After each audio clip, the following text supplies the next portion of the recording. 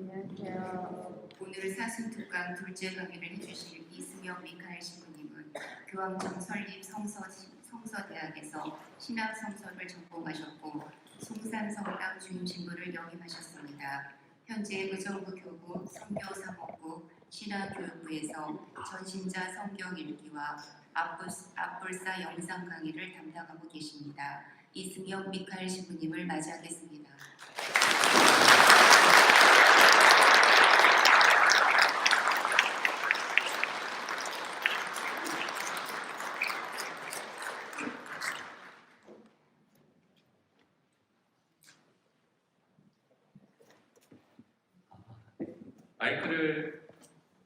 마이크 긴장하니까 마스크인데 마스크를 하도록 하겠습니다만 생각보다 카메라가 많네요. 카메라 울렁증이 좀 있는데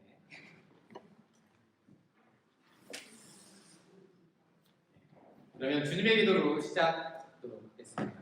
성부와 성자와 성령의 이름으로 아멘. 하늘에 계신 우리 아버지의 이름이 거룩히 일어나시며 아버지의 나라가 오시며 아버지의 뜻이 하늘에서와 같이 땅에서도 이루어지소서. 오늘 저희에게 일어날 것을 주시고 저희에게 잘못한 일을 저희가 용서하오니 저희 죄를 용서하시고 저희를 유혹에 빠지지 않게 하시고 악에서 구하소서. 아멘. 성부와 성자와 성령의 이름으로 아멘. 안녕하세요. 방금 소개받은 선교사목국에서 신앙교육을 담당하고 있는 이승엽 미카엘 신부라고 합니다. 이름은 외우기 쉬우실 거예요. 이 이름 때문에 제가 여러 번 많은 사람들이 늘 야구 얘기를 합니다. 야구 잘하냐고. 야구 싫어요. 어쨌든 이름이 익숙해서 조금 득을 보는 게 제가 좀 있죠. 오늘 그 화정동 성당 신자분들과 이제 만남의 자리가 김종성 신부님께서 갑자기 연락이 오신 거죠. 제 입장에서는 갑자기 온 거죠. 그래서 강의를 좀 부탁을 하셨습니다. 그래서 이제 여기 오게 됐는데 제가 말을 좀 빨리 하는 스타일이에요. 이거 굉장히 늦어진 거예요. 늦춘 건데도 제가 말을 하는 스타일이 저도 보니까 막 하다가 자기 혼자 분에 막 말이 빨라지는 게 있는데 그래도 들으실만 하실 거예요. 네. 너무 빠르다 싶으면 이렇게 손만 살짝 드시면 제가 알아서 그리고 이제 어느 정도 제가 강의를 하게 될지는 잘 모르겠습니다. 근데 이게 길어질 수 있기 때문에 길어져야 뭐 1시간 정도 넘는 건데 그래서 나는 좀 가야 되겠다. 그러면 그냥 가셔도 돼요. 제가 다른 데서 이 얘기를 했거든요. 진짜 가시는 거예요. 가셔도 되는데 가시면 저도 몰랐는데 제가 마음이 급해져요. 아 이게 지루해서 가시는구나. 그래서 가셔도 되니까 대신 그냥 나가시면 아 저 별로 들을 게 없는 것 같아 지루해하고 가는 것 같으니 핸드폰 다 갖고 계시죠. 핸드폰을 이렇게 들고 나가시면 돼요. 왜냐면 전화 온 거 받는 거 참아도 안 들어오시는 건 상관없지만 제가 해보니 앉아있다가 가시면 여기 분들은 아무렇게 못 느끼는데 제 입장에서 보이면 막 그때부터 엉켜요. 마무리를 빨리 해야 되는데 어떻게 그렇게 되더라고요. 그래서 가시는 거 주무시는 거 아무 문제 없는데 그렇게만 조금 부탁을 드리고 가급적이면 저도 말을 좀 천천히 하려고 할 테니까 그렇게 좀 해주시면 될 것 같습니다. 그리고 제가 죄송한데 노안이 좀 있어가지고 저도 얼굴 바라보고 싶은데 돋보기를 쓰면 안 보이고 그래서 왔다 갔다 해서 약간 분심이 들으실 수도 있겠지만 그러려니 해주시고 아마 영상 찍으시면서 보시는 분들이 계시는지 모르겠지만 영상을 보시는 분들께 15명 보고 계십니다. 라이브예요?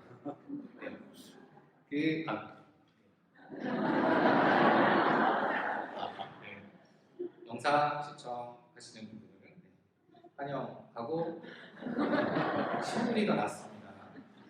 환영보다 신문이 더 낫는데 어쨌든 혹시 제가 이렇게 안 쳐다보더라도 집중 못하더라도 그러면 좀 해주시면 라이브인지 몰랐는데 저는 녹화돼서 나중에 못 보신 분들이 이렇게 들어가서 확인하는 것줄만 생각했는데요. 일단 그렇습니다. 그 리옹에 비안 내신 분이 아마 다 아실 거예요. 또 유명하신 분이니까. 그분 일화에 보면 리옹의 본당 신부로 발령이 나서 가셨을 때 본당 신자가 200여 명이 있었다고 합니다. 그래서 이 신부님이요 잠을 못 잤대요. 왜? 내가 구원으로 이끌어야 될 신자가 자그만치 200명이 있으니 잠이 안 오는 거죠. 이분들을 하느님 나라에 갈 수 있게 해줘야 합니다. 근데 그게 200명이에요. 화정동 7,000명이 넘던데요? 네. 여러분들이 믿으실지 안 믿으실지 모르겠지만 제가 볼 때는 화정동 신부님도 잠 못 잡니다. 200명도 힘든데 7,500명을 어떻게? 근데 이제 이렇게 얘기하면 딱 분위기가 이래요. 웃으시는 분이 계시고 그냥 무표정하는 분이 계십니다. 그거는 먼저 본당 분위기니까 그것까지 더 이상 제가 얘기 드릴 건 아닌 거고. 그래서 김종석 양국 신부님이 연락이 오셔가지고요. 성경이 왜 중요한지 신자분들이 구원의 길로 가는데 반드시 필요한 성경을 왜 알아야 되는지에 대해서 이야기를 해줬으면 좋겠다. 여기 핵심은 이거죠. 우리 신자분들이 잘 먹고 잘 살고 돈 잘 벌고 웃으면서 살 수 있는 방법에 대해서 이야기하는 게 아니고요. 구원의 길로 가는데 도움이 되는 성경에 대해서 이야기를 해달라고 요청을 하셨어요. 이거부터 잘 기억하셔야 합니다. 지금부터 이제 제가 이야기를 하는 내용이 막 제가 한 내용 때문에 여러분이 구원의 길에 뭐 결정이 되는 건 아니지만 지루할 수도 있지만 어쨌든 우리에게 무엇이 필요한가 구원이라는 부분과 관련해서 이제 이야기를 제가 해나가게 된다는 걸 미리 말씀을 드려야 여러분들이 지루해 하더라도 그러려니 하실 것 같아서 일단 말씀을 드렸습니다. 이렇듯 여러분들이 구원의 길로 가기 위해서요 본당에서 아니면 교구에서 교회가 많은 것들을 준비해줘요. 물론 코로나 시기에 다 그게 멈췄죠.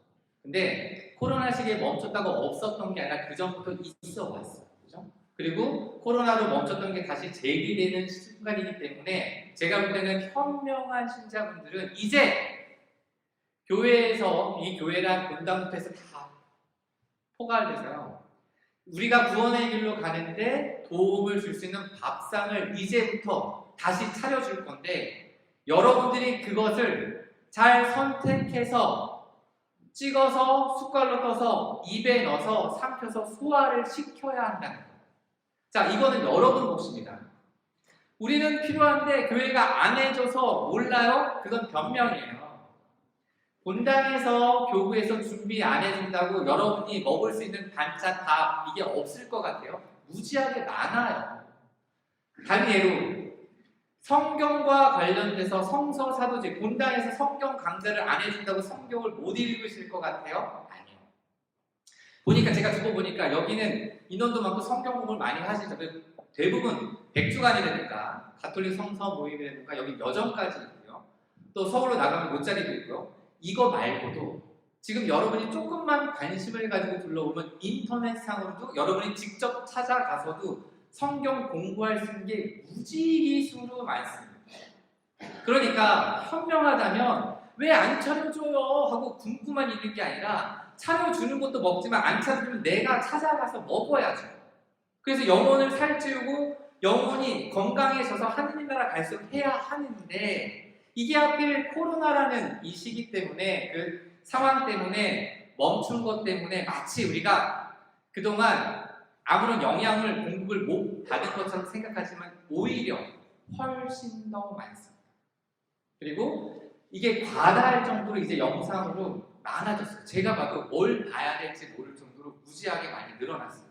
자, 그래서 그런 가운데 정확히 무엇을 봐야 할지 무엇이 도움이 되는지 구분도 필요하고 그리고 우리가 스스로 찾아갈 수 있는 것들 예를 좀 들어보셨나 모르겠어요. 아까 얘기한 거 말고요.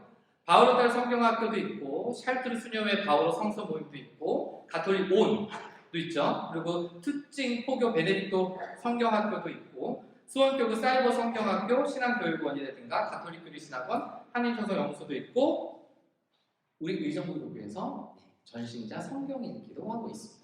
전신자 성경 읽기 아세요?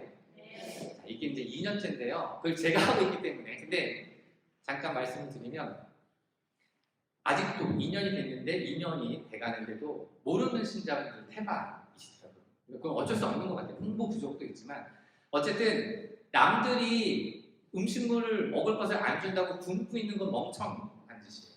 그리고 그렇게 해서 굶어서 자기 죽으면 자기만 손해입니다. 나는 아무도 안 줘서 못 먹었어요. 그건 게을러서 주변을 안 쳐다봅니다.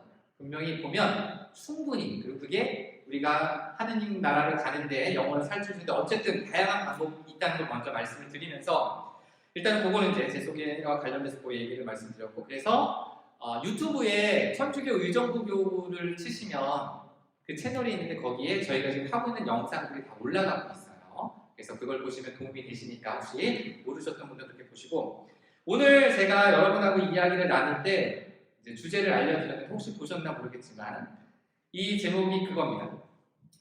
천주교 교리 요리문답 사람이 무엇을 위하여 세상에 낳느뇨? 라는 천주교 교리 요리문답 아마 많은 분들이 아실 거예요. 아마 되게 예전에 연세 드신 분들이 세례받으면 그걸 다 외웠잖아요. 외워서 신부님한테 찰고받고 했어야 되는데 그게 첫 번째 문항이에요. 이 천주교에 대한 교리 첫 번째 문항이 사람이 무엇 때문에 세상에 태어났는지 아니? 라고 물어보는 거잖아요. 그리고 그 답이요. 사람이 천주를 알아 공경하고 자기 영혼을 구하기 위하여 세상에 났습니다가 정답이에요. 여기에 핵심이 있습니다. 교리가 이야기하는 것은 하느님을 알아야 우리가 구원받을 수 있습니다. 이거거든요. 그러면 인간이 교리가 가톨릭 교리가 이야기하는 인간이 그럼 구원받으려면 어떻게 해야 된다? 하느님을 알아야 한다. 이게 가장 기본이지만 핵심이에요. 그러면 우리는 그 하느님을 어떻게 알 수 있는가? 어떻게 알아요? 교리적으로 제가 대답해 드릴게요. 제가 이게 습관이 제가 말을 이어가기 위해서 제가 질문하고 제가 대답합니다. 괜히 쫄지 마시고 답을 갑자기 너무 순수하게 막 답을 해주시는 분도 있는데 감사한데 답을 듣고자 보다 묻고 대답하는 제가 보통 이야기하는 진행이 좀 그러니까 참고하시고 그래도 하고 싶으면 하셔도 됩니다. 어쨌든 그러면 우리가 하느님을 어떻게 알 수 있느냐 하면 하느님이 당신 자신을 드러내 보여주셔야 알 수 있어요. 인간 우리 스스로가 연구해서 만들어내는 게 아니고요. 하느님이 당신이 누구신지 드러내 보여주셔야 알 수 있는 거예요. 그래서 우리 신앙이 그리스도교가 계시 종교입니다. 계시는 드러내서 보여주는 거예요. 우리가 이러한 신이 필요해 만들어서 한번 믿어보자. 그리고 그걸 위안을 삼고 우리가 만든 하느님을 믿자가 아니라 우리가 알지 못하는 우리를 뛰어넘는 절대 존재자인 신 그분이 하느님이심을 당신 자신이 드러내 보여주셔서 이스라엘 백성을 선택해서 도구로 활용을 해서 이 세상에 하느님이 당신을 드러내 보여주셨기 때문에 우리는 하느님을 아는 거예요. 기본이 그렇습니다. 그래서 우리가 계시 종교라고 하죠. 그러면 이 계시가 기록되어 있는 게 바로 성경, 그렇죠? 예전에는 성서라는 말도 썼어요, 그죠? 그러다가 성경이라고 바뀌었는데 그러면 앞으로 모든 걸 성경이라고 해야 되나요? 아니죠. 두 가지나 가능합니다. 성서는 말 그대로 거룩한 책이에요. 우리가 영어로 바이블이 우리나라 말로 바꾸면 성서예요.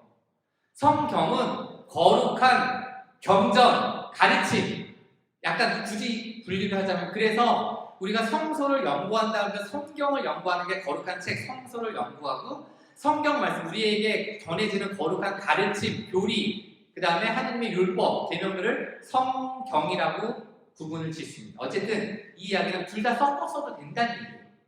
걱정하지 마시고 어쨌든 두 개 다 가능한 얘기라는 것. 근데 본질은 이 성경, 성서가 무엇을 이야기하냐 하면 하느님이 누구이신지 드러낸 내용을 담고 있는 거예요. 계시의 내용을 담고 있는 게 성경이라는 거예요.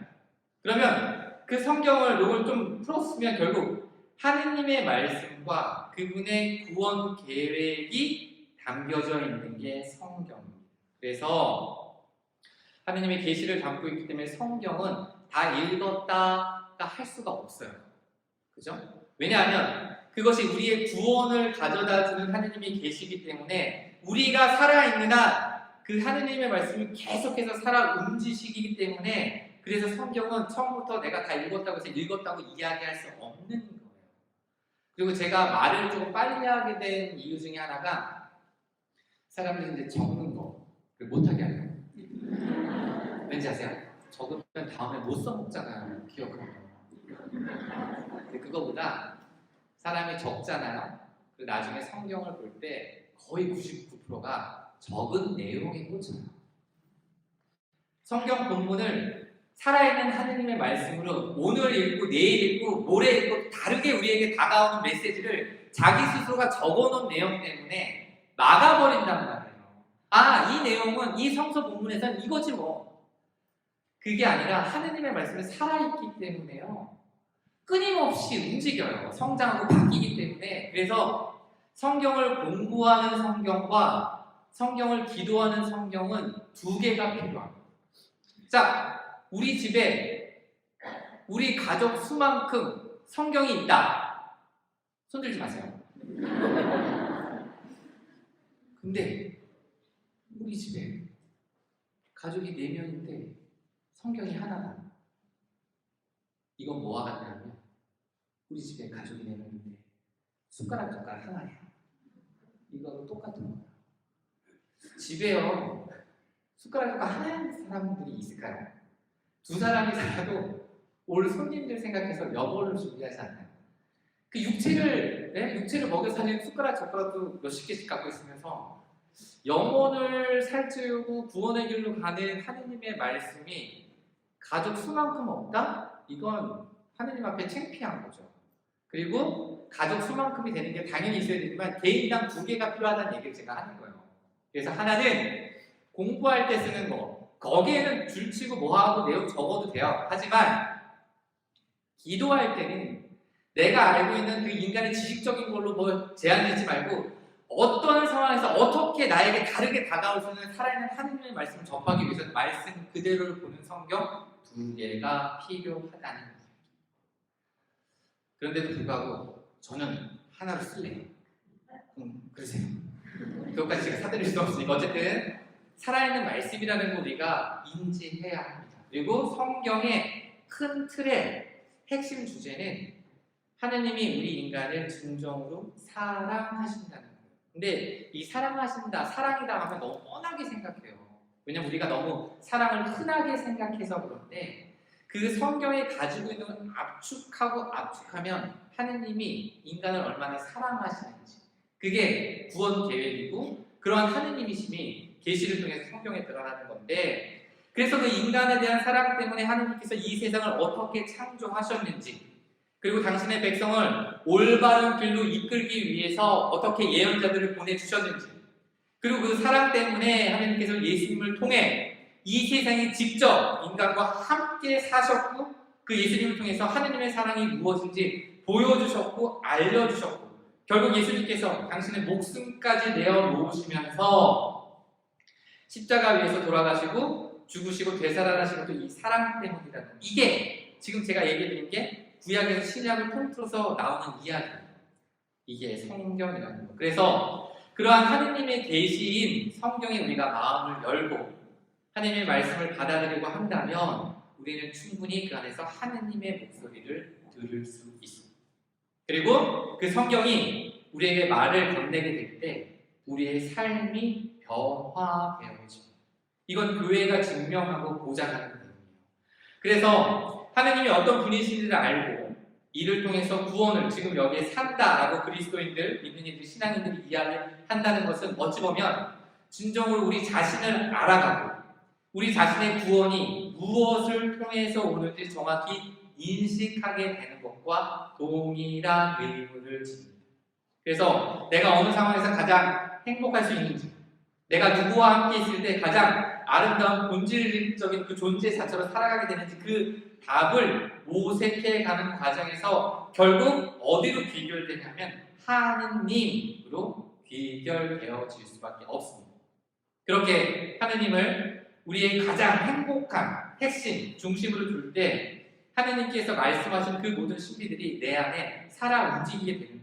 아까도 얘기한 거예요. 하느님 편에 서면 하느님이 어떻게 움직이시고 들어오는지 보여요. 체험하게 되는데 그 하느님이 내 삶의 중심이 아니면 절대 오히려 역효과를 낼 수도 있다는 거죠. 그래서 그러다 보니까 내가 누구인지 결국 우리가 그리스도인이라면 그리스도인으로 살아가는 것이 왜 중요한지, 그리스도인은 무엇 하는 사람인지를 먼저 인식해가는 것, 이 과정이 반드시 있어야 합니다.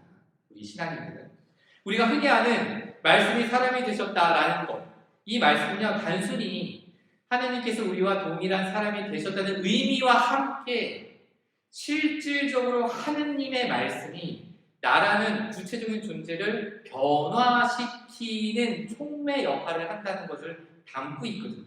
그것을 볼 줄 알아야 돼요. 그리고 그것을 살아갈 수 있어야 되고, 그래서 우리가 존재론적인 하느님의 말씀으로 하느님을 닮은 사람이 다시금 되어가는 것, 그 과정인데, 이 재밌는 게요, 성경이 구약은 히브리어로 쓰여 있고 신약은 히라보로 쓰여 있습니다. 표현을 하면 구약 성경은 지금 이스라엘 사람들이 쓰고 있는 언어고 신약은 그리스 사람들이 쓰고 있는 언어죠. 이게 성경이 그렇게 쓰여 있는데 예수님이 사용한 언어는 아람어입니다. 아람어는 구약 성경에 쓰여 있는 히브리어와 70%가 같아요. 그러니까 우리를 보면 약간 지방 사투리 같은 개념이라고 생각하시면 돼요. 어쨌든 그래서 동일한 언어들이 많은데 이 히브리어의 말씀, 하느님의 말씀을 나타내는 다발이라는 어휘가 있는데요. 이게 말, 언어만 그 의미하는 게 아니라 사건, 일, 이것도 의미해요. 그럼 굉장히 중요하게 이들이 그 단어를 사용했다는 거예요. 유다인들에게서도 하느님의 말씀은 단순히 목소리로, 소리를 통해서 전달되는 소리에 그치는 언어가 아니라 실질적으로 사건을 일으키고 그 말씀이 현실화되는 힘을 가진 게 하느님의 말씀이다라고 유다인들은 받아들였어요. 우리가 그것을 볼 필요가 있습니다. 그래서 우리가 성경을 하느님이 우리에게 하시는 좋은 이야기야, 말씀이야, 가르침이야로 끝내는 게 아니라 사실은 그 말씀이 힘이 있다는 거예요. 그 말씀 한마디로 천지 창조가 뒤흔들리고 이 산이 움직이는 힘을 가진 게 하느님의 말씀이라면 우리가 그 성경을 그래서 알아야 하는 거예요. 그 말씀이 실질적으로 우리에게 구원을 가져다 주기 때문에, 그래서 하느님의 말씀은 우리 인간에게 구체적인 구원을 가져다 주는 사건이 된다는 것, 이것을 알고 믿는 이들이 여러분들 그리스도인이 그리스도 교회에서 세례를 받았다는 걸 끝나는 게 아니고요. 이 믿음을 가지고 살아가는 이들이에요. 그래서 그리스도인으로서 신원이 먼저 중요합니다. 이 사순 시기에 이런 것들을 좀 생각해 보시면 좋아요. 우리가 물론 회개라는 것, 사순의 희생, 보석도 중요하지만 우리의 본질을 생각하는 거죠. 본연의 모습. 그래서 우리가 성경을 알아야 되는 중요한 이유가 우리가 그리스도인이기 때문에, 예수 그리스도, 우리가 흔히 부르는 말은요, 예수라는 고유 명사와 그리스도라는 일반 명사가 합쳐진 어휘예요. 동사는 없지만 예수 그리스도라는 이 말이 가지고 있는 것은 예수님께서 그리스도이십니다라는 신앙 고백이 들어가 있는 어휘입니다. 그러면 예수님이 우리의 그리스도이시다라고 표현하는 거예요. 이 그리스도가 히브리 말로 우리가 잘 아는 메시아입니다. 메시아. 예수님이 메시아셔. 근데 이 메시아라는 것은 기름 부음 받은 자인데, 그러면 누가 기름 부음을 받았냐? 왕과 사제만이 기름 부음을 받았습니다. 그러면 이 얘기가 어떻게 되는가요? 결국 예수님이야말로 왕이시면서 사제이십니다를 고백하는 게 그리스도인들이 이야기하는 예수 그리스도, 이 명칭 안에 들어가 있는 거죠. 그러면 예수님을 왕이요, 사제로 고백하는 그리스도인들은 결국 그 고백을 통해서 내 삶이 그 고백과 일치하는 삶을 살아가고자 결단과 선택을 하시는 거예요. 여러분들, 나는 그게 아니라 어릴 때 부모님에 의해서 그냥 유아세를 받은 건데요. 저는 아무 생각 없는데 옆집 사람이 받으라고 해서 그냥 받은 건데요. 본인은 그렇게 변명할 수 있지만 세례를 받았다는 거에는 여러분들의 결단이 이미 들어간 거예요. 여러분의 결단은 이 그리스도가 내 구원을 위해서 우리의 주님이십니다. 이분을 통해서 우리가 영원한 생을 받습니다를 고백하고 살겠다고 결단을 내리시는 거예요. 빼도 박도 못하는. 아니에요. 저는 이런 줄 몰랐어요. 이게 통하지 않는 게 그 세례 자체가 그렇다면 내가 결단을 내렸으면 그 결단에 맞게 살아야죠. 그럼 내가 내린 결단에서 그 참된 결단의 모습대로 살려고 노력해 가야 되는데 많은 신자분들이 변명을 하죠. 왜? 내가 결단 내린 후에 책임을 지기 위해서 열심히 살기가 힘들거든요. 그게 아니라는 거예요. 우리는 분명히 그리스도인이고 그리스도인이라면 그리스도를 주님으로 고백하고 그분이 참다운 우리의 왕이시고 사제를 고백하는 삶을 살아가는 이들이고 그 삶을 살아가는 이들이 결국 하느님과 인격적인 관계를 맺고 살고 있고 살아가려고 노력하는 이들입니다. 라는 의미가 내포되는 거예요. 그러면 여러분들이 하느님과 관계를 맺고 산다는 건 나중에 언젠가 내가 좀 나아지고 내가 생각이 바뀌면 아니라 지금부터 그렇게 살아셨어야 하고 살아가야 하고 살기 위한 삶이 되어야 해요. 그래야 여러분들은 그리스도인입니다. 그렇지 않으면 그리스도인이 아니에요. 그냥 세례만 받았을 뿐 나는 그리스도인이 아니다. 동일한 의미라는 거죠. 그 의미를 좀 생각해 보시면 그래서 이 하느님과 인격적인 관계를 맺고 살아간다는 것은 어떤 의미, 이 인격적이라는 말을 아마 자주 들으실 거예요. 인격적이라는 것은 그 서로의 그 부부가 인격적인 관계를 맺듯이 하느님과 인격적인 관계를 맺는다는 것은 서로에 의해서 존재론적으로 변화가 이루어지는 관계입니다. 그러니까 하느님과 함께 인격적으로 살아간다는 것은 하느님으로부터 영향을 받기 때문에 하느님을 닮아가고자 내 삶이 동화되어지고 변화되어지는 것. 이게 인격적이라는 말 안에 두고 있는 거예요. 그래서 여러분의 삶이 이제 하느님을 닮아가야 하는 거예요. 그냥 신앙인들은 착하게 살아야 됩니다가 아니라 하느님을 닮은 모습으로 변화되어 가는 게 그리스도인이 가지고 있는 뜻이 많죠. 거기에 핵심적인 것 중에 하나가 바로 그렇게 그냥 이름만 그리스도인이 아니라 그렇게 해서 그렇게 하느님을 닮아가야 되기 때문에 닮으려면 그 하느님이 어떤지 알아야 닮죠. 그래서 그 하느님이 어떤 분이신지 드러나고 정해져 있고 우리에게 전해지는 게 성경이라 그래서 성경이 중요합니다. 성경을 알아야 합니다. 성경이 우리가 어떻게 살아야 되는지 지침을 정확하게 주기 때문에 그 성경 안에서 우리가 주님으로 믿고 메시아를 왕으로 고백하는 그리스도의 모습이 정확히 드러나기 때문에 그래서 성경을 읽지 않고 성경을 묵상하지 않고 성경을 보지 않는 사람은 백날 봉사활동 해봐야 그리스도를 닮을 수가 없어요. 이걸 정확히 우리가 생각해 보셔야 한다는 겁니다. 그래서 성경에서도 이 성경 말씀이 얼마나 중요한지 중요하게 이야기를 합니다. 예를 들자면 마태복음 우리가 잘 아는 4장 4절에 사람은 빵만으로 살지 않고 하느님의 입에서 나오는 모든 말씀으로 산다. 분명히 예수님께서 말씀하셨죠. 이게 구약의 신명기 8장 1절에 3절에 나오는 내용이에요.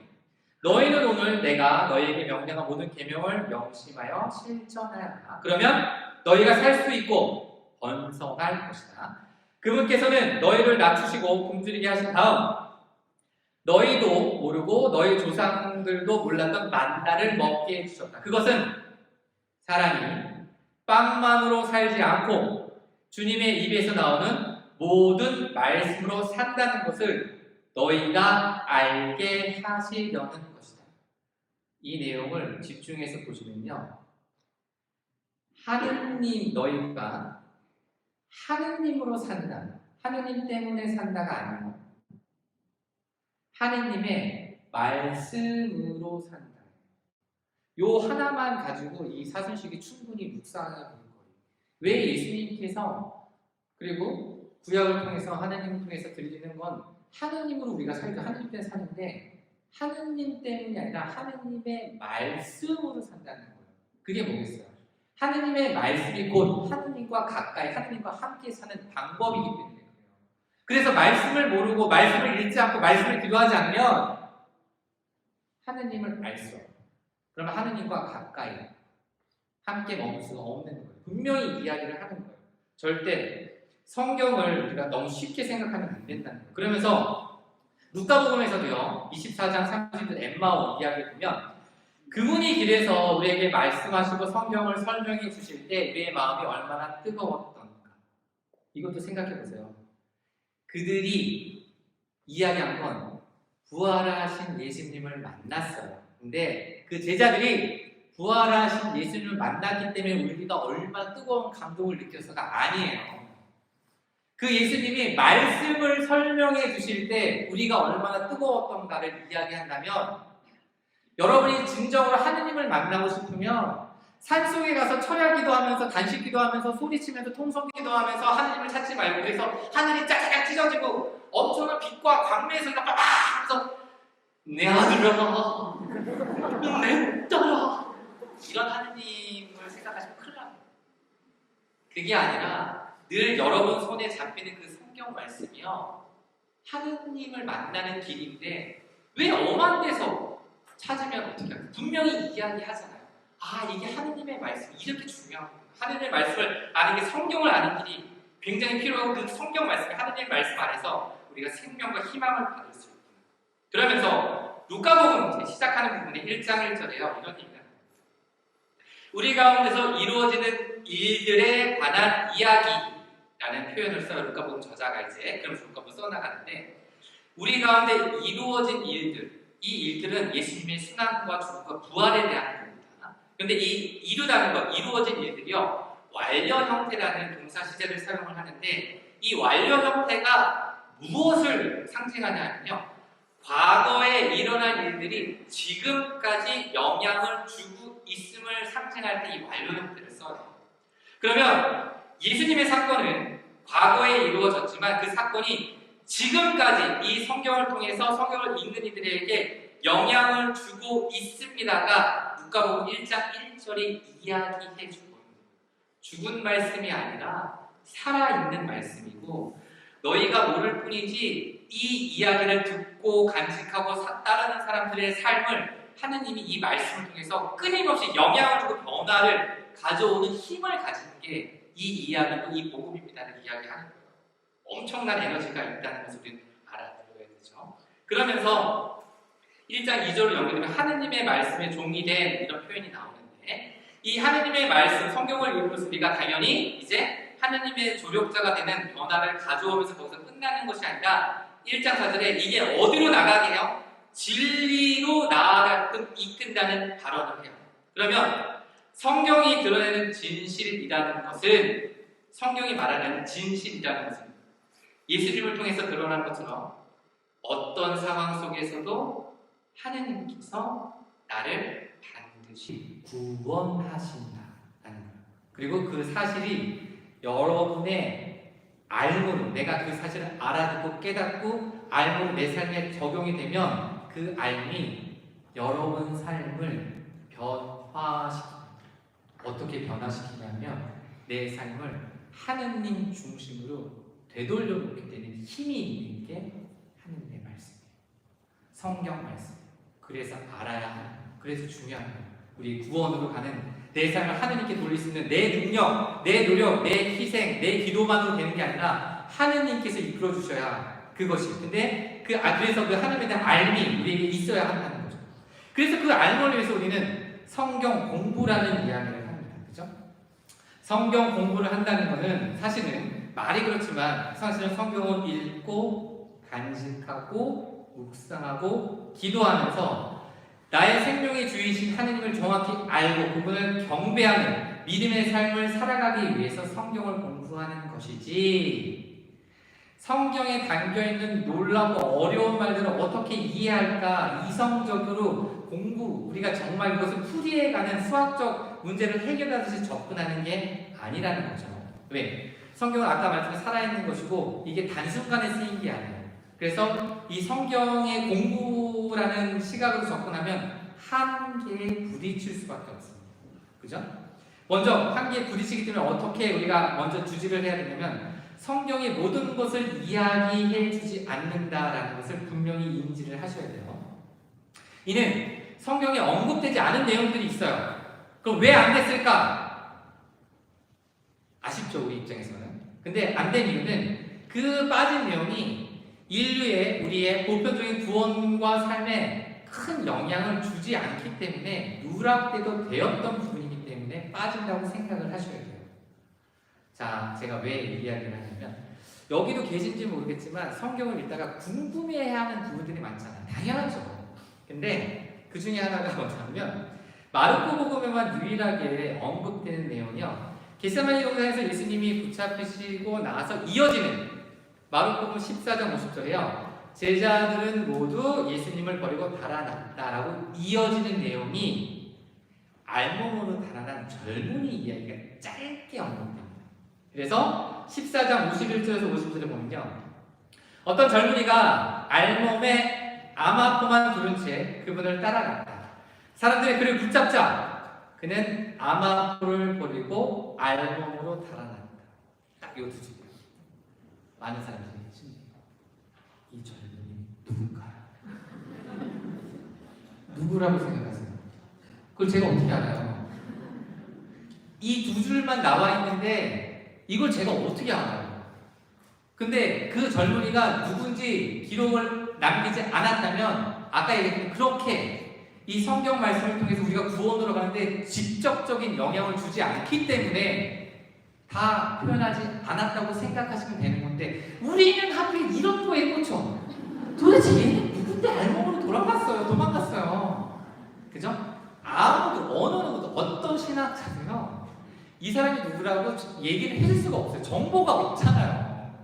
하지만 저는 다릅니다. 저도 제가 하는 건 아니고요. 자, 그러면 이 문제를 그냥 뒀을까? 아니요. 수세기 동안 많은 사람들이 어떻게든 이게 누군지 알고 싶었겠죠. 인간의 궁금증이 그런 거잖아요. 자, 근데 여기서 제가 이제 얘기해 주는 거는 이제 더 이상 정확한 게 아니라 추측으로 가는 거예요. 이 젊은이, 이 짧은 두 줄을 마르코복음이 우리에게 전해주는데 도대체 이걸 통해서 우리가 무엇을 볼까? 무엇을 봐야 우리에게 신앙적으로 도움이 될까를 접근하는 방법들이 생겨납니다. 근데 다 추측이에요. 그러니까 잘 얘기를 안 하는데 그래도 궁금해 하실까봐 제가 나중에 뒷이야기가 더 중요하지만 못하는 이 얘기를 해드리고 하겠습니다. 자, 우리가 보고 있는 성경이 정경, 그러니까 교회에서 이게 성경이야 구약 목록, 신약 목록을 정해놓고 있고요.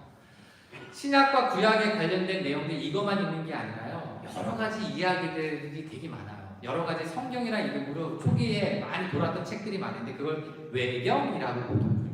그러니까 예수님에 대해서 하느님에 대해서 어떤 사건에 대해서 이야기를 적은 책이긴 하지만 그 내용이 이 신앙의 본질과는 좀 어긋나는 거예요. 그 당시에 필요한 문학 사정 때문에 약간 과도하게 과장되고 예수님이 예를 들자면 흙으로 어릴 때 비둘기를 만들어서 날려요. 이런 게 외경이 나와요. 근데 거기에 뭐가 나오냐면 그 예수님을 괴롭혔던 아이한테 죽어! 해서 애가 죽어요. 예수님이 어릴 때 애를 죽여. 근데 거기에는 그 예수님이 누구였는가, 그분이 하느님이셨다는 걸 강조하기 위해서 그런 일화들이 막 생겨나기 시작한 초창기에 이런 걸 정경으로 받아들일 수는 없죠. 그래서 나중에 엄마가 찾아와. 그래서 살려달라고 해서 살려준대 또. 막 이런 게 외경들이 많은데 지금 우리에게 지금 현재 남아있는 외경들도 있지만 이름만, 기록만 남아있는 것들도 있는데요. 18세기경에 마르코 비밀복음이라는 외경이 있었습니다. 이름은 남아있어요. 근데 내용은 지금 남아있진 않은데 알렉산드르 클레멘스 편지의 18세기 이 내용에서 인용한 내용이 기록이 남아있는데 한 여자가 이제 예수님을 쫓아와요. 자기 오빠가 죽었대요. 살려달라. 이게 나저랑 비슷해요. 그 예수님이 무덤으로 가. 그래서 그 젊은이를 일으켜요. 그래서 살려내요. 소생한 거죠. 그 젊은이가 자기를 세워주니 너무 좋아서 막 예수님하고 막 같이 막 살고 싶어요. 근데 어쨌든 집에 갔다가 나중에 그 복음에 그렇게 기록이 남아있다는 거예요. 그 젊은이가 어느 날 암아포를 입고 예수님을 찾아왔다. 예수님께서 그에게 하느님 나라의 신들을 알려주고 요르단 강가로 떠나셨다. 그러니까 암아포를 입은 젊은이, 요 비슷한 구절이 그런 외경에 남아있다. 그래서 그 사람일 수 있다. 근데 너무 황당하잖아요. 이건 좀 아니지 않냐? 너무 갖다 붙인 거 아니야? 훅 간 거야. 그러면 좀 더 그럴싸한 건 없을까? 그럼 문맥을 좀 보자. 이 두 줄 안에요. 이 젊은이가 붙잡혔다는 거. 그러니까 이 젊은이가 먼저 이렇게 돼 있죠. 그 예수님을 따랐던 젊은이에요. 따랐던 젊은이인데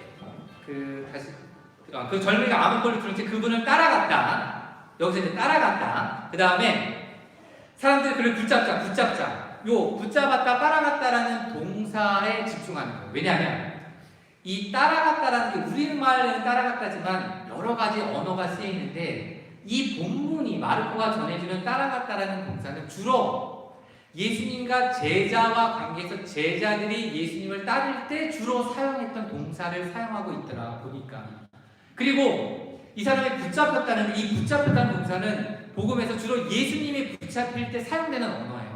그러니까 아마도 마르코는 저자가 이 기록을 남기면서 이와 관련된 누군지는 모르겠지만 그와 관련된 동사들이 예수님의 제자들과 관련된 동사를 썼다면 이는 예수님을 따르던 제자였을 가능성이 크다. 이렇게 이제 유추를 하기 시작하는 거죠.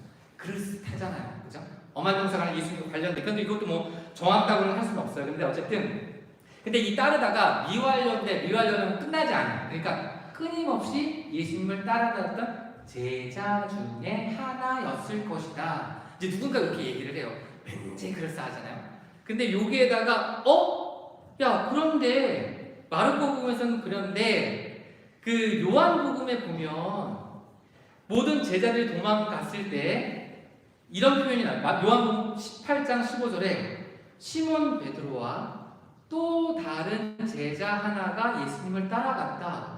맞네. 이 또 하나가 마르코에서 이야기하는 아마포라는 젊은이네. 이런 식으로 이제 연결을 유추하기 시작하는데 그런데 이 요한복음에서 또 다른 제자는 사도 요한을 가리킵니다. 그러니까 아마포를 입은 젊은이가 아니에요. 왜? 아마포를 입은 젊은이 옷을 벗고 도망간 애가 예수님 죽었을 때 십자가 밑에 있었겠어요. 사도 요한은 거기 서 있었고 절대 도망한 애가 그 죽음의 순간에 있지 않았겠죠. 그럼 이걸 어떻게 봐야 되냐? 그러고 보니 젊은이? 이 젊은이라는 단어가 되게 특이한데 다른 데서 사용이 안 돼요. 어디서 사용이 되냐면요. 나중에 부활 장면에 천사를 한 젊은이가 앉아있었을 때 이 똑같은 젊은이라는 단어가 딱 두 번 쓰이는 거예요. 근데 이상하잖아요. 천사가 도망갔어? 그리고 부활한 예수님이 와서 부활했다고 얘기해. 이것도 말도 안 되지 않냐. 자, 그러니까 이렇게 유추밖에 할 수 없는데 그렇다면 이걸 어떻게 정리해야 될 것이냐 이제 마지막으로 정리를 해드리도록 하겠습니다. 결국 도망친 이 제자는 여러분 나중에 그걸 보실 때 정확히 누구냐가 아니라 이 아마포를 입고 있다 도망간 젊은이는 제자들의 도망가는 것과 평행선을 이루는 모습이라고 보시면 돼요. 어쨌든 도망가잖아요. 예수님을 따르는 이 젊은이가 끝까지 따른다고 했고 다른 제자들이 다 도망갔을 때도 끝까지 버틴다고 했는데 결국엔 실패했어요. 실패하고 도망갑니다. 그리고 그가 입고 있던 아마포는 되게 비싼 천입니다. 그러니까 우리를 말하면 뭐 샤넬, LMS 이런 거예요. 근데 붙잡히는 순간 그 비싼 옷을 다 버리고 알몸으로 도망가는 거예요. 두렵기 때문에.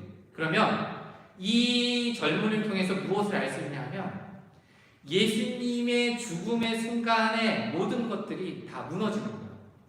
제자들마저도 예수님을 버리고 도망가는 상황이 생겨요. 극한의 상황에서 예수님을 따른다고 그렇게 했던 사람들이. 근데 이걸 이제 어디다 접목시켜야 되냐면 예수님 공생활 초기에 제자들이 예수님을 따르라고 했을 때 모든 것을 버리고 예수님을 따릅니다. 그리고 죽음의 순간에 모든 것을 버리고 예수님을 떠나가요. 요 두 가지의 모습. 예수님을 따른다는 우리가 그리스도인이라고 하는 거 처음에 알겠습니다. 하나님을 믿고 열심히 살겠습니다. 모든 것을 버리고 하나님을 믿겠습니다. 믿었던 이들이 극한의 상황이 됐을 때 예수님이 참 하나님이라고 그분이 어떤 분이신지 끝까지 그분을 따르겠다고 했지만 결국 인간적인 두려움과 공포 속에서는 모든 것을 버리고 예수님마저 버리고 도망간 실패한 삶인 것 같지만 하느님께서 그 실패한 죽음을 부활이라는 것으로 되돌려 주셨다는 거예요. 하느님께서 구원을 이루시는 게 얼마나 큰 업적인지 우리 인간은 다 알 수 없지만 우리 눈에는 실패하고 도망가고 버려지는 것 같지만 하느님은 그 모습에서 하느님의 영광을 드러내셨다면 우리가 살아가면서 하느님을 저버리고 부족하고 하느님을 내팽개치는 그 삶이 온다 하더라도 어떻게 해야 돼요? 아니구나. 끝에 가면 하느님이 승리하시는 거구나. 이걸 보셔야 하는 거예요.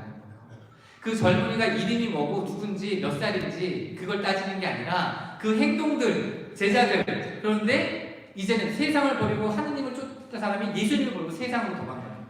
이 이야기는 우리 안에서도 흔히 일어나는 거예요.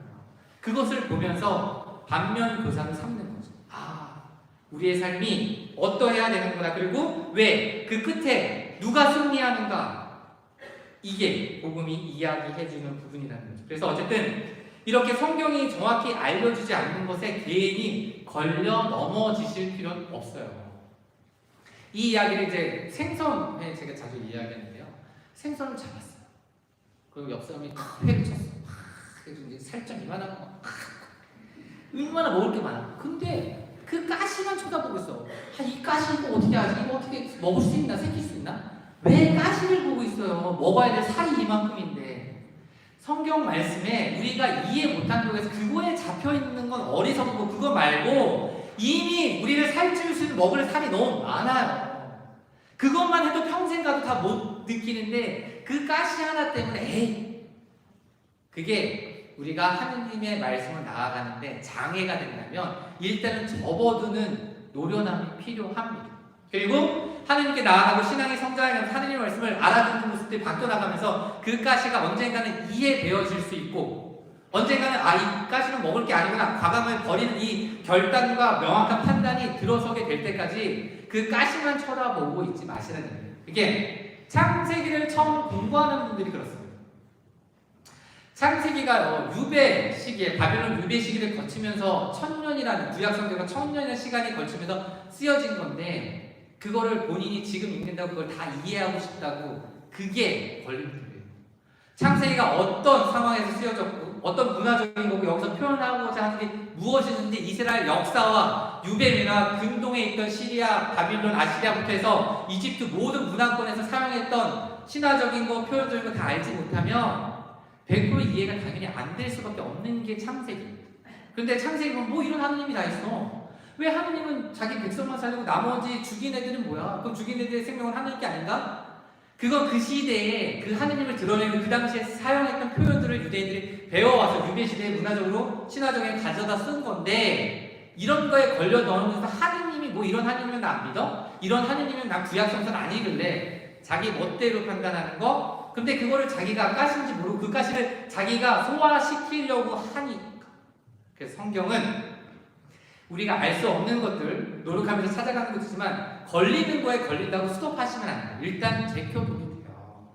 그거 말고 우리가 먹어야 되고 받아들일 게 너무 많다는 거예요. 그래서 일단 그렇게 정확지 않은 거는 우리 구원에 직접적으로 큰 영향을 주지 않기 때문에 빠진 거다. 그래서 이 인간적인 호기심과 과잉적으로 여기에 꽂히면 우리가 잘 아는 다빈치 코드라든가 예수의 마지막 유혹 이런 영화나 글이 생겨나는 거예요. 순순히 인간적으로만 접근할 수밖에 없기 때문에.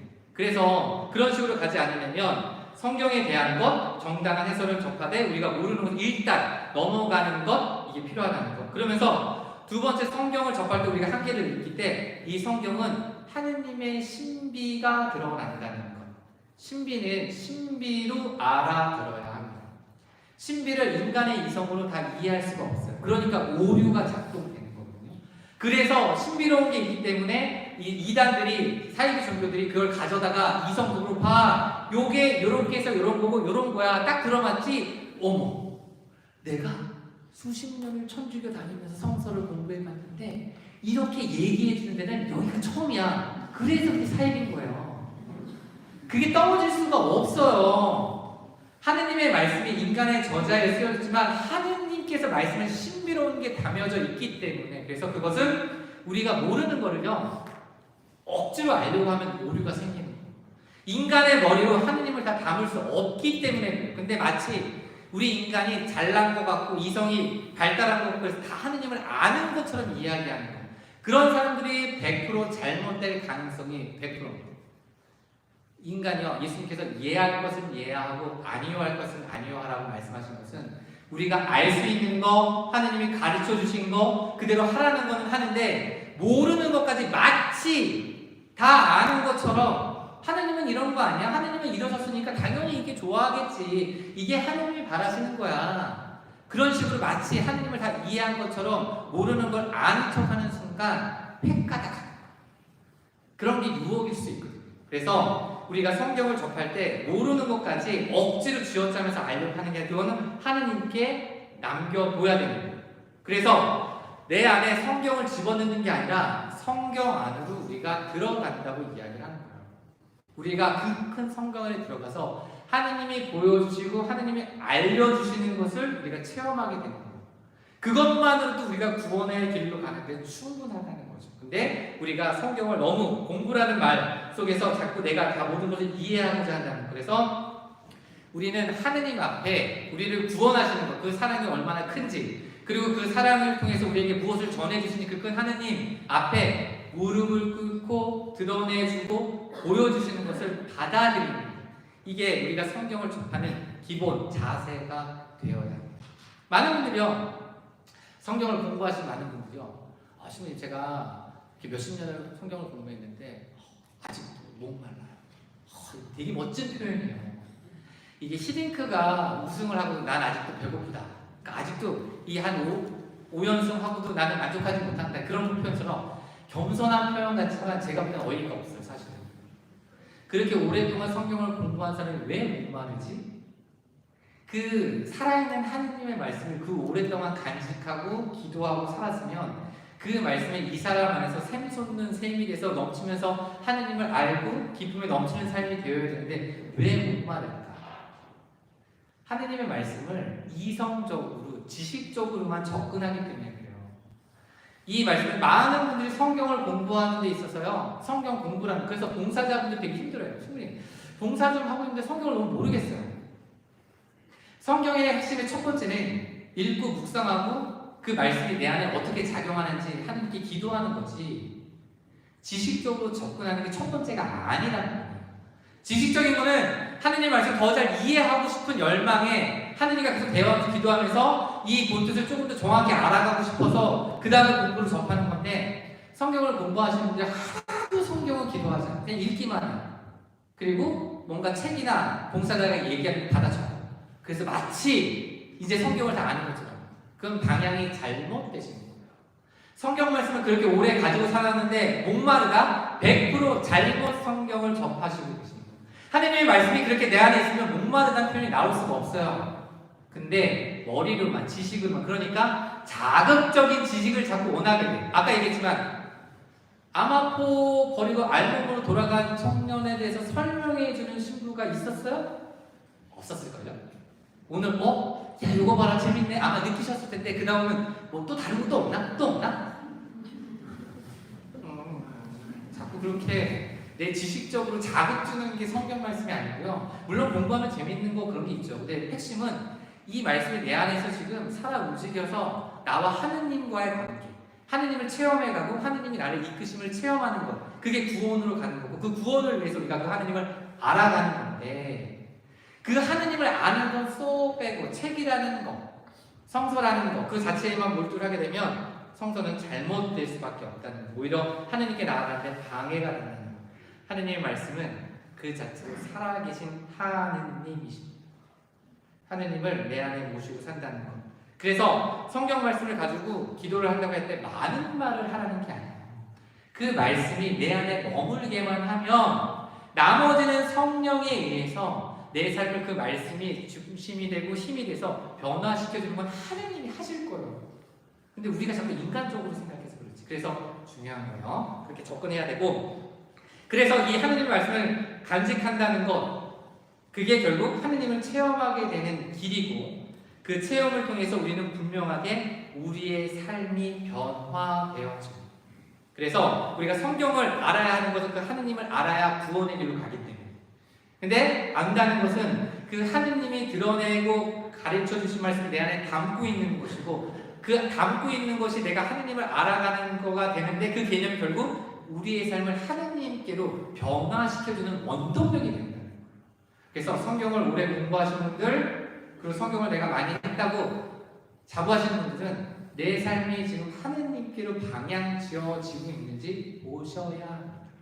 만약에 그게 방향 지어져 있지 않으면 방향을 틀어야 돼요.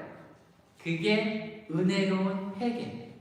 그게 사순시기에 우리가 봐야 될 본질이에요.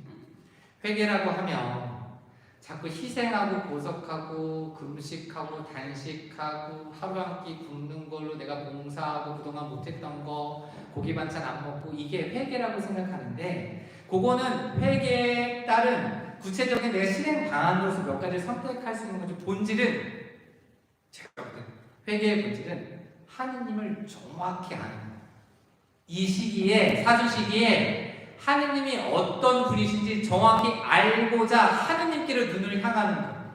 그래서 하느님 말씀을 한 번이라도 더 보고 그 말씀이 나에게 무엇을 말씀하시는지 내 안에 담고 생각해보고 살아가면서 내가 하느님으로 방향 틀어지면서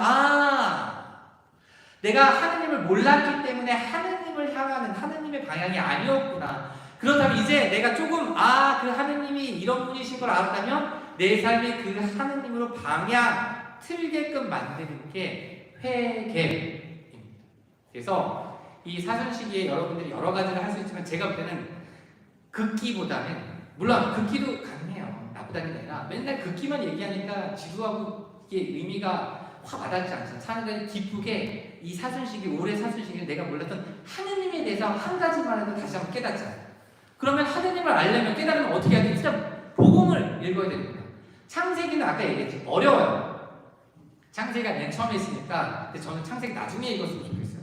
아까 얘기했지만 창세기를 이해하려면 주변 배경 지식이 엄청나게 많을 때 잘 이해가 되는데 안 어려워요. 아니면 복잡하게 생각하지만 말씀 그대로 하느님이 어떻게 세상을 창조하셨고 이끌어 가시는지만 그렇게 단순하게 받아들이면 좋은데 사람들이, 그러니까 차라리 복음서가 더 낫어요, 여러분. 그래서 복음을 통해서 하느님이 어떠한 분이신지 하느님의 여러 가지 가르쳐 주시고 드러내 주신 것 중에 한 가지 하느님의 모습을 정확히 내가 이번 사순 기간에는 캐치한다, 깨우친다. 그 한 가지 모습을 정확히 바라본다.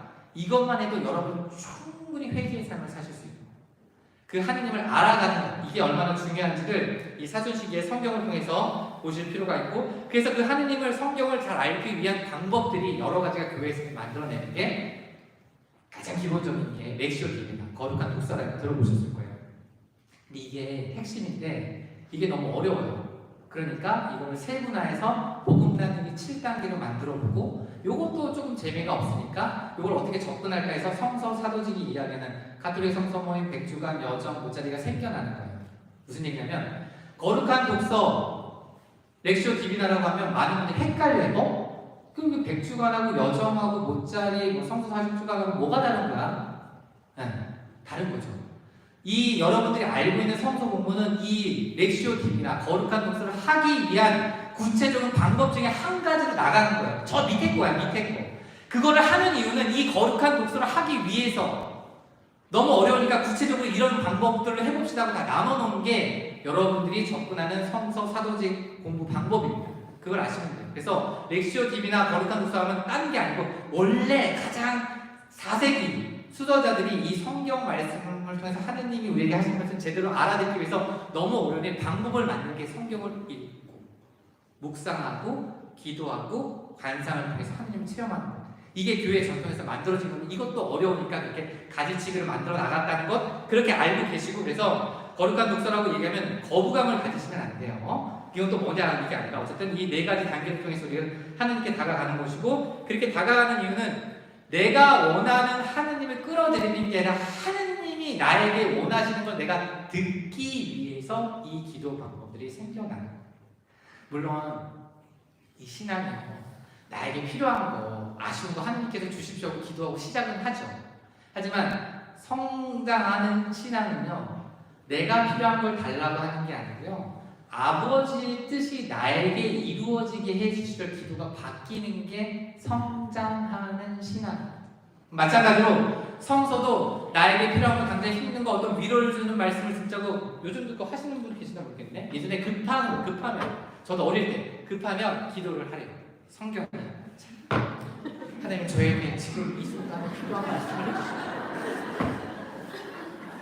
이게 통할 수도 있어요. 하지만 이건 뭐예요? 100%지 만족을 위해서 갖다 쓰는 거예요. 내가 원하는 답을 듣기 위해서 깠는데 이상한 게 나면 다시요. 당연히 다시 하겠죠. 왜? 지가 원하는 답이 안 나오니까. 이렇게 자기가 원하는 답을 끄집어내는 게 삶의 정교회들이 갖다 쓰는 거예요. 그러니까 절대 그런 게 아니라 물론 급할 때 정말 다급한데 하느님의 목소리를 듣고 싶은데 하느님이 말씀해 주셔서 그런 경우도 있을 수도 있어요.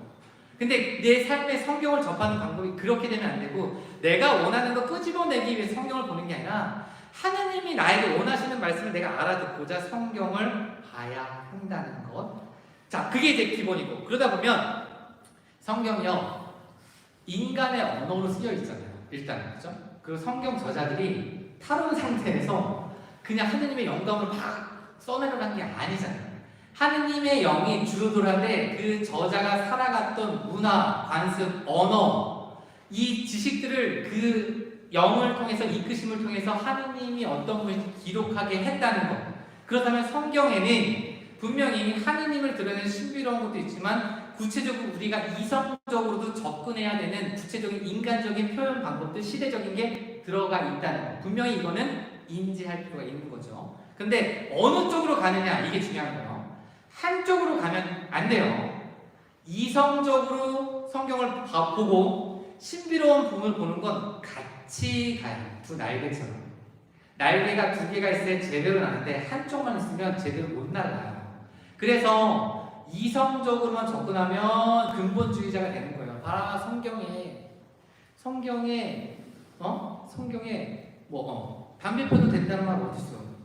아, 그 얘기 아세요? 옛날에 신부님하고 목사님하고 기차를 타고 이제 대구를 내려가는데 신부님이 예전에는 기차나 비행기나 버스 담배 폈잖아요. 담배를 핍니다. 목사님 성경에 담배 펴도 된다는 말이 어디 있습니까? 없죠. 그래서 아무 말 못해서 담배를 껐어요. 그리고 이제 이게 대구까지 가는 중간에 신부님은 대전에 섰는데 신부님이 얘기해요. 목사님 내리시죠. 왜요? 저 대구까지 갈 거예요. 성경에 기차 타고 가는 거예요. 어딨어? 이게요 성경을 네?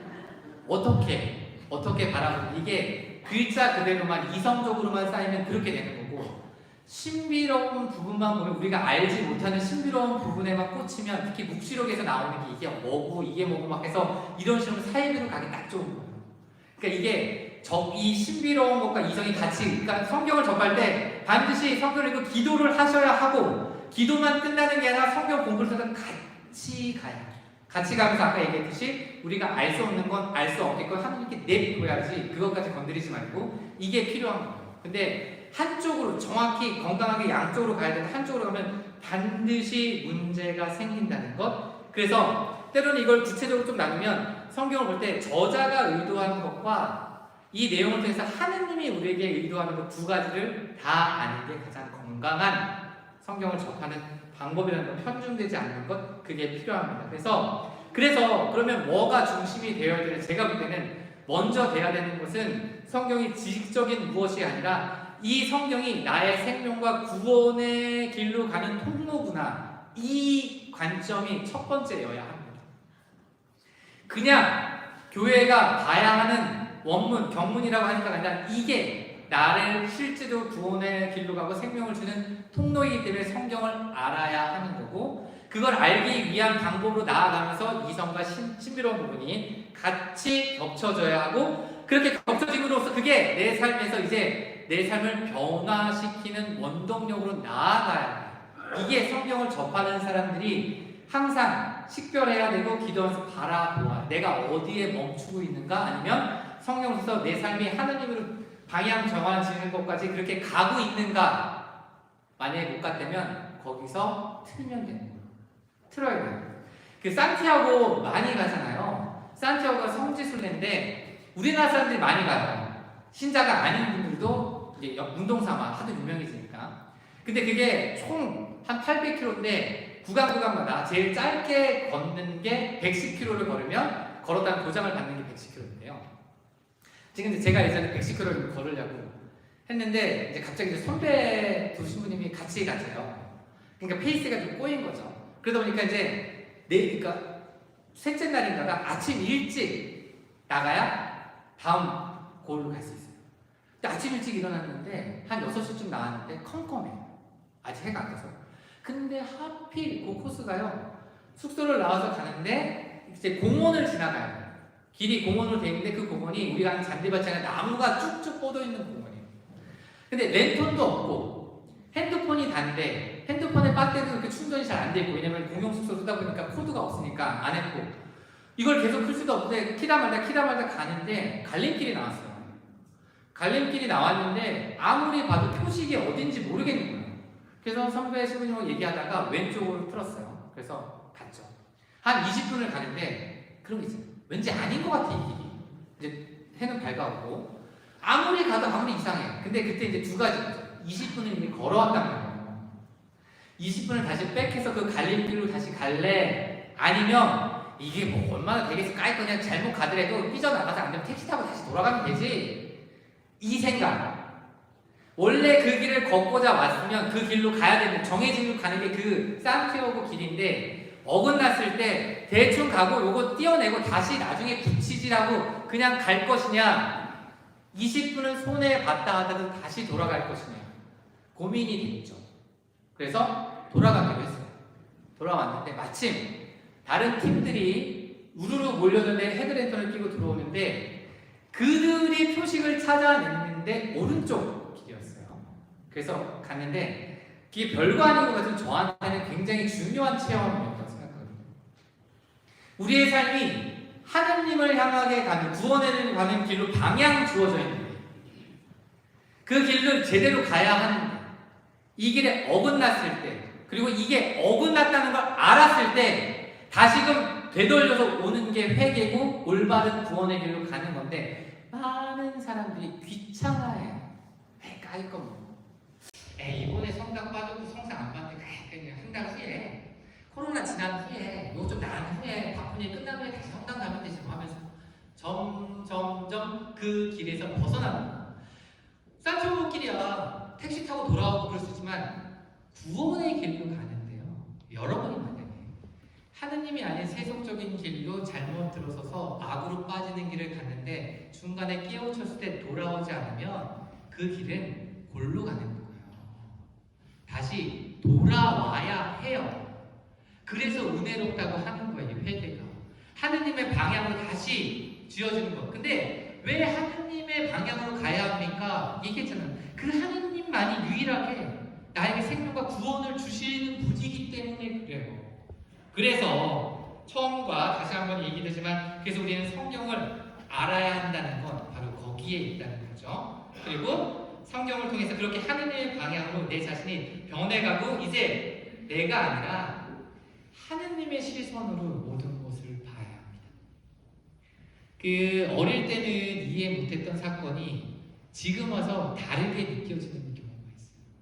저희 아버지가 제가 중학생 때 세례를 받았는데요. 어릴 때부터 저희 어머니가 그렇게 기도를 했어요. 그래서 성당 나가게 기억나요. 그리고 예비자교리도 다녀갔는데 몇 번을 빵꾸 내셨어요. 교리 받다가 세례 다닐라 안 나가고 하고. 그래서 끊임없이 기도를 했어요. 근데 저희 아버지가 이제 중학생 때 제가 세례를 받았는데 그 과정에 무슨 일이 벌어졌냐면 저희 아버지가 회사에서 잘렸어요. 이걸 어떻게 바라보느냐예요. 저나 저희 형이나 엄마가 볼 때는 그 회사에 잘리는 일이 일어나지 않았으면 절대 저희 아버지는 세례 받지 않았어요. 왜냐면 저희 아버지가 그때 대법원 인사과였었어요. 나름대로 잘 나간다고 무시되면서 하느님 두려운 게 없었어요. 왜? 세상적으로 잘 나가니까. 근데 사소한 일인데 별거 아닌데 한 대여섯 명이 같이 문제인데 제일 가까이 있다고 감찰관가 뭐라 그래서 갔는데 시범적으로 다 자를 수 없으니까 여기 하나 자르고 싹 붙어. 이제 절망인 거죠. 근데 어머니가 얘기를 해주셨어요. 어릴 때지만. 근데 아버지가 출근을 하시네. 그럼 이제 혼자 생각해요. 드라마. 아버지가 출근하고 나가서 오락실에 가서 그런 게 드라마 같은 게 우리 집에 들어가는 그 어릴 때 생각을 했는데, 그거보다 이 사건이 그렇게 절망적으로 우리 아버지에게는 절망이었지만 그 사건이 아니었으면 저희 아버지는 꺾이지 않았어요. 우리가 볼 때, 어머니와 우리 가족이 볼 때는 하느님이 매를 드셨고 감사하게 매를 들어주셨고 그 매를 맞아서 하느님의 자녀가 되는 상황으로 변했다는 거예요. 그게 하느님이 우리 가족을 구원으로 이끌고 우리를 보호해 주시고 이끌어 주시는구나, 하느님 체험이 그렇게 이루어지는 거예요. 그러면 이제 명확해지는 거예요. 아, 하느님은 살아계시구나.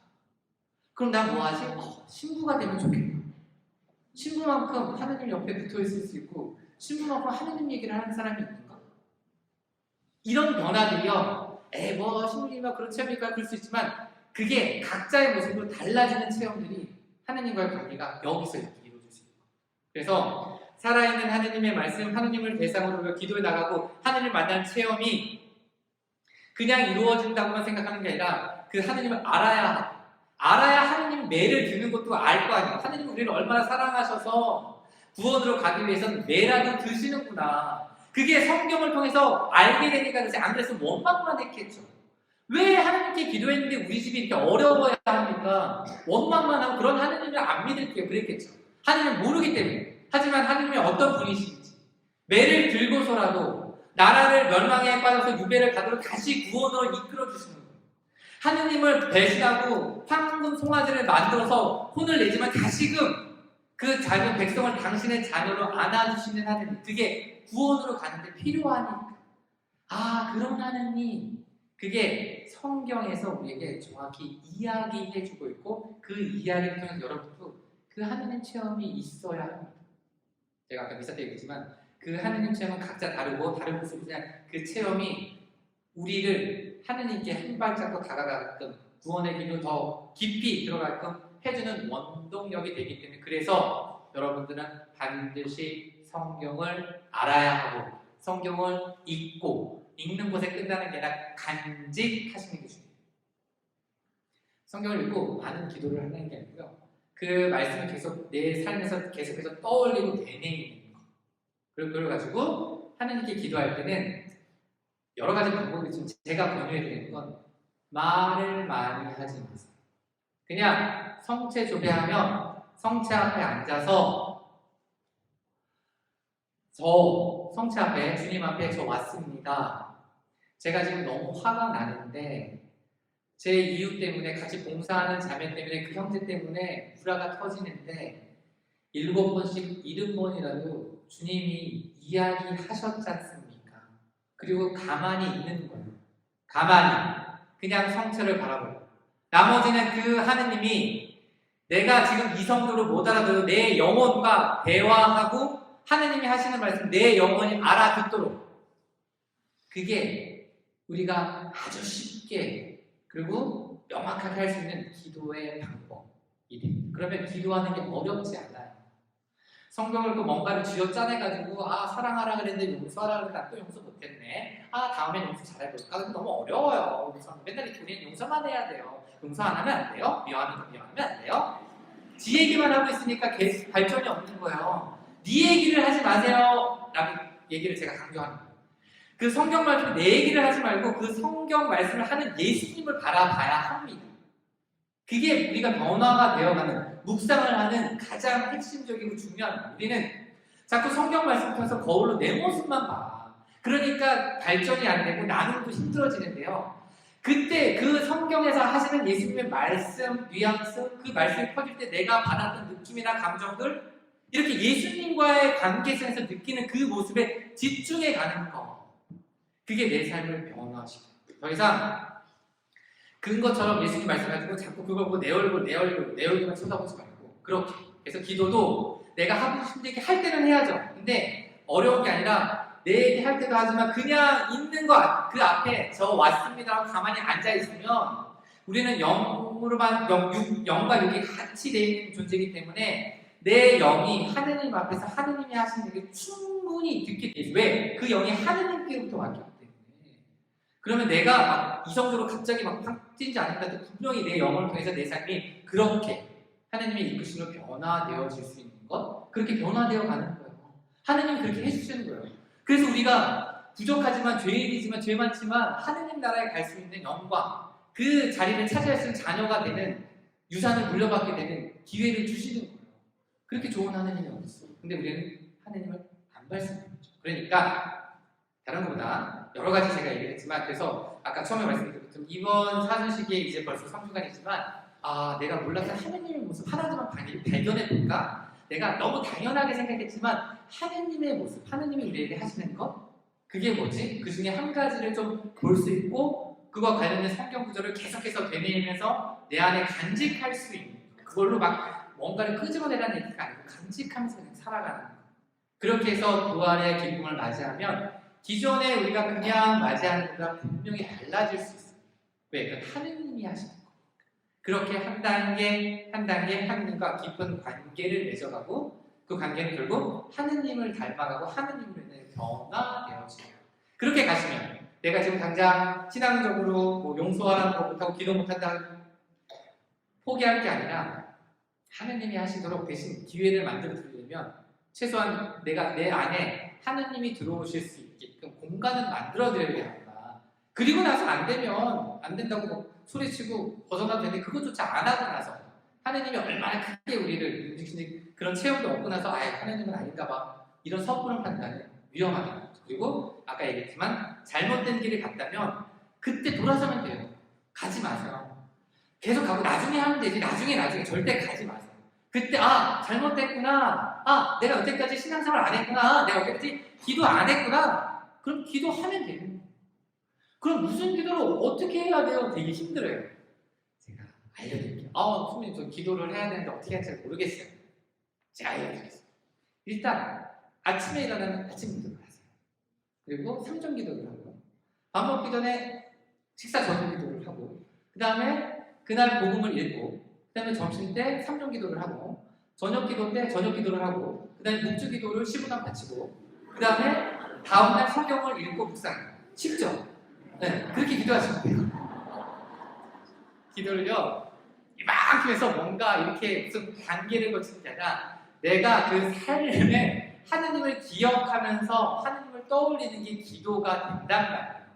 그렇게 시작하시면 돼요. 그래서 어려움이면 기존에 있는 것, 내가 막 만들어서 하는 게 아니라 가장 좋은 건 사실 평일 미사예요.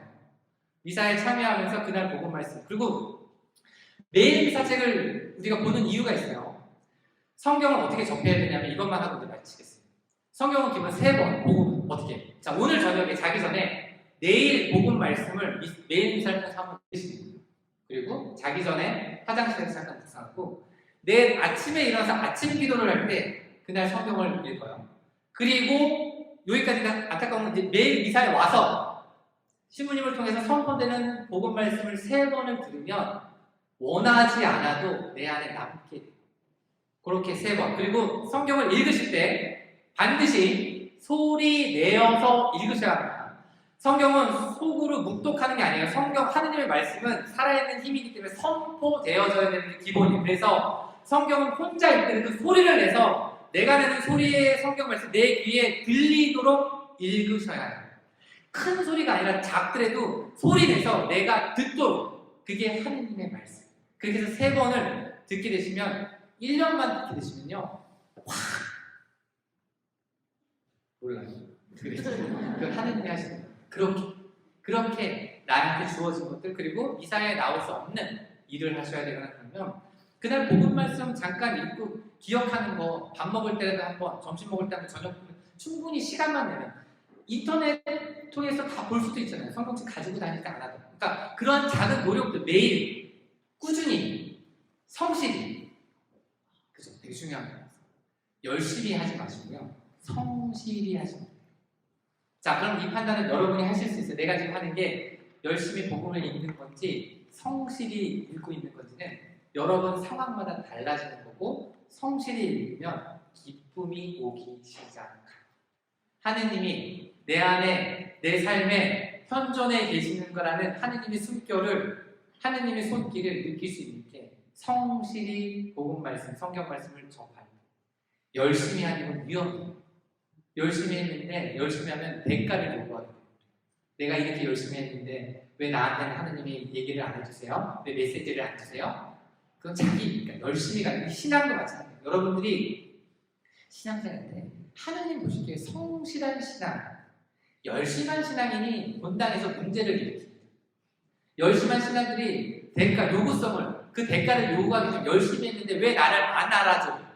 나를 알아주지 않는 신부님, 수녀님, 나를 알아주는 단체원들 미워할 거야. 나를 알아주는 사람하고만 친하게 지내야지. 나랑 같이 놀자. 쟤랑 놀지 마라. 쟤 되게 나쁜 애다. 그게 자기를 알아주지 않기 때문에 그래요. 근데 자기를 알아주는 신앙이 필요한 게 아니고요. 성실한 거. 내가 일 때문에 매일 미사를 참여를 못해도 왜냐면 먹고 살아야 하니까. 직업 때문에 미사를 못 나오는데도 그러면 내가 나올 수 있는 시간에 쪼개서 미사에 나오는 그게 성실한 거예요. 성실한 신앙과 열심한 건 달라요. 마찬가지로 하느님께 다가갈 때 여러분이 성경을 볼 때 열심히 보는 것과 성실히 보는 것과 분명히 다릅니다. 이거 구분 안 하면 본인만 손해. 어쩌죠? 어쨌든 여러 가지 말씀을 드렸어요. 어쨌든 성경을 꼭 알아야 합니다. 하느님을 알아야 구원을 하고. 그래서 이 회개라는 것을 어려운 것보다는 하나님을 조금 더 알자. 조금 더 알기 위해서 기도해볼까? 조금 더 알기 위해서 성경 좀 읽어볼까? 조금 더 알기 위해서 미사에 나가볼까? 조금 더 알기 위해서 약간 용서라는 것, 어떤 사랑이라는 것, 봉사라는 것 좀 실천해볼까? 왜? 하느님이 그런 모습을 보여주셨으니까. 하느님을 알기 위해서. 그러면 그만큼 제가 또 훌륭한 회개의 시간은 없는 것 같습니다. 어쨌든 늦은 시간에 이렇게 자리 지켜주시고 지금 근데 한 분인가 나가셨어요. 근데 진짜 그분이 전화 오느냐 벌써 이러고 나가셨어요. 죄송해가지고 감사하긴 한데 진짜 안 들어오신 분은 가는 것 같은데 그런 건 아니지만 어쨌든 다음에 또 언제 기회가 되실지 모르겠지만 기쁜 부활이죠. 부활을 맞기 위해서 그 기쁘다는 거는 우리가 막 생각하는 어떤 채워줘야 되는 게 아니라 하느님과 한 단계 가까이 가는 게 우리에게 사실 큰 기쁨. 그 기쁨을 내가 못 느끼는 하느님이 그 기쁨을 여러분들에게 허락해주고 기회를 주실 수 있도록 이 사순시기를 잘 하느님을 아는 시간으로 만들어 보시면 좋으실 것 같고 유튜브에 저희 들어가시면 제 얼굴을 항상 보실 수 있고 거기에 많은 영상들이 있으니 보시고 다른 거 드라마 같은 거에 꽂히지 말고 좋은 그런 거에 조금 보실 수 있으면 좋을 것 같습니다. 어쨌든 두루두루 건강하시고 하느님을 잘 알아서 기쁨이 가득한 이 화정동 본당 공동체가 구원의 길로 가는 그 길을 가시기 바랍니다. 감사합니다.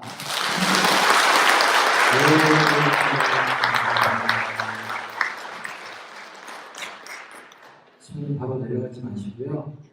우리 교우분들이 얼만큼 말씀 잘 풀 수 있는지 확인하는 시간을 갖겠습니다.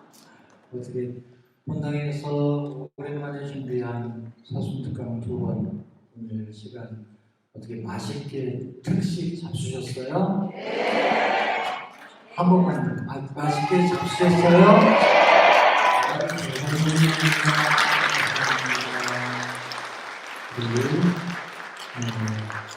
성경을 우리가 왜 필요로 해야 되는가 이렇게 신님께 부탁드렸는데 너무도 쉽게 깊이 있는 말씀을 잘 해주셔서 감동적이었습니다. 또 특별히 제 마음에 와닿던 것은 성경을 내가 내 안에 집어넣는 게 아니라 우리가 성경 안으로 들어가야 됩니다.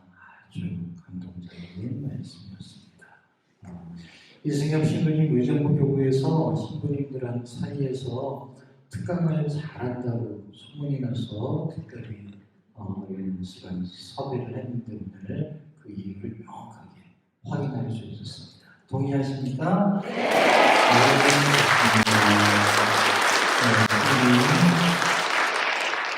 강복으로 마무리해 주시면 감사하겠습니다. 신문이 강복 끝나면 신문이 중앙 통로로 퇴장하시는 뒤에 귀가해 주시면 감사하겠습니다. 드리겠습니다. 성부와 성자와 성령의 이름으로 주님께서 여러분과 함께 전능하신 천주 성부와 성자와 성령께서는 여기 있는 모든 이에게 강복하시어 길이 머물게 하소서. 성부와 성자와 성령의 이름으로 감사합니다.